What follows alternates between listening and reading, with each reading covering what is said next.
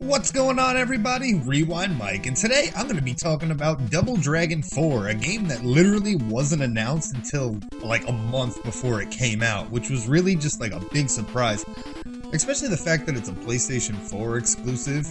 It's also on Steam, but it's just really... Luke. I feel like we were supposed to do something together. Oh well, I'm recording now, bud. We can't talk. I'll call you back later or something, man. Anyway, guys, we're gonna jump right into this review. It's not gonna be too long, but I'm just gonna give you the short end of it and let you know what the hell's up.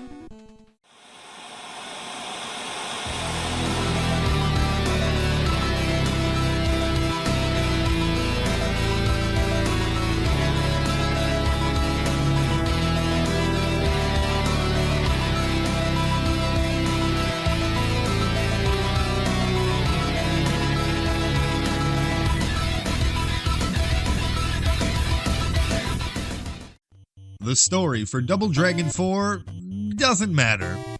It is the most cliche thing I think I've ever read. It's so tongue-in-cheek and over the top that I really didn't care to follow it. But this is a beat-em-up game. It's the gameplay that matters here, and they did a great job at revamping the original series' design.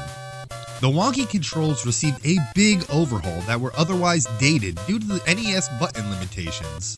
The jump is separate, kick and punch don't change buttons depending on what direction you're facing, the moves are easy to do, and they even added in a few new attacks, making combos much more satisfying. These are flashy looking and not just added in, they are necessary to learn, otherwise it's almost impossible to get through the game. In the later levels, they throw so many baddies at you, and not just the normal dudes. As you progress, enemies become more skilled and the basic attacks don't work as much. There were a ton of times when we got surrounded and just couldn't make a move without getting knocked down. This game is hard as nails, even with 2 players. I mean, some of these henchmen do almost full bars of damage. Me and my buddy had to actually take 4 stabs at this game before we were able to complete it. One of those times, the game did crash on us.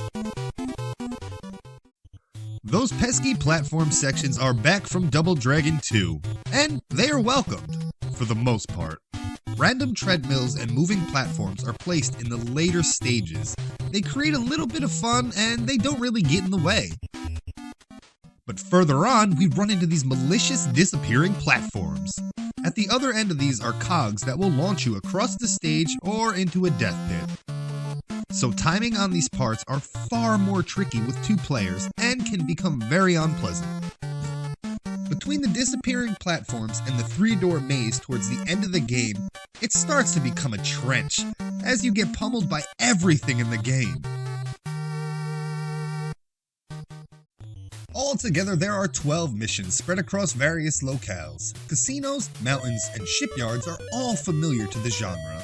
If I do say so, the beautiful pixel art is oftentimes bright, bringing life to the screen as you enjoy those stages that are designed with care. And that wide aspect ratio, mwah!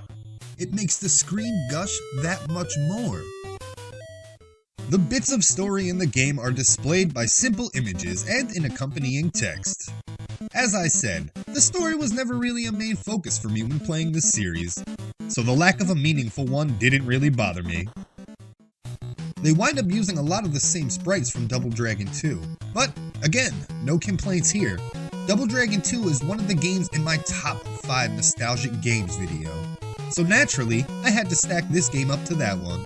Through the missions, we see a ton of recolored enemies that signify strength, making it easy to pick your first target when any wave approaches. A little lazy, some would say, but that's how they would save space on the carts of some of these older games. So again, this doesn't bother me, as the charm isn't lost. The music featured in the game is a modern version of the classic songs, right alongside some new jammies. But if we go down to the options, you can select retro. That will bring those original compositions blaring through your speakers. And I'll be damned if I didn't find myself moving in my seat while sending enemies flying across the screen. Did Double Dragon 4 manage to break the mold? No, but it adheres to its rules and takes advantage of them as a linear game where there is no level progression, only completing stages. The $7 price tag is a no-brainer as people are paying more for a card of Double Dragon 3 currently. That game is utter rubbish. Anyway guys, thanks for watching, don't forget to hit that like and subscribe button, and I'm Rewind Mike. I'll see you later.